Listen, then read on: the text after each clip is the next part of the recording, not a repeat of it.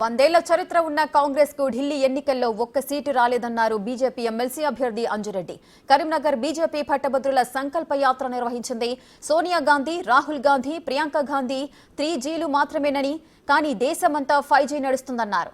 బీసీలకు కాంగ్రెస్ వ్యతిరేకమన్నారు. యువతను మోసం చేస్తోందని అంజురెడ్డి విమర్శించారు.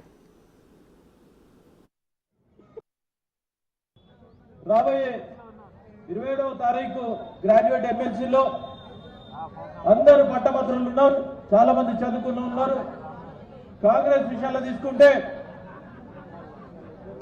ఢిల్లీలో 100 సంవత్సరాలు ఉన్న చరిత్రకు ఒక్క సీటుకు రాలేదంటే ఇదే నిదర్శనం. గుర్తుపెట్టుకోండి. ఇక్కడ నుంచి ఎంతో మంది పోయి క్యాన్వాసింగ్ చేశారు. ఇన్ని సీట్లు గెలిస్తాం, మా గవర్నమెంట్ వస్తాను కూడా ఎక్కడ గవర్నమెంట్ వచ్చిన దాఖలాలు లేవు. అదేవిధంగా బీసీ డిక్లరేషన్ బీసీలను ఎంత మోసం చేస్తుందంటే బీసీలో ఉన్న కోటను ముస్లింలకు ఇచ్చి బీసీలను మోసం చేసే పార్టీ కాంగ్రెస్ పార్టీ.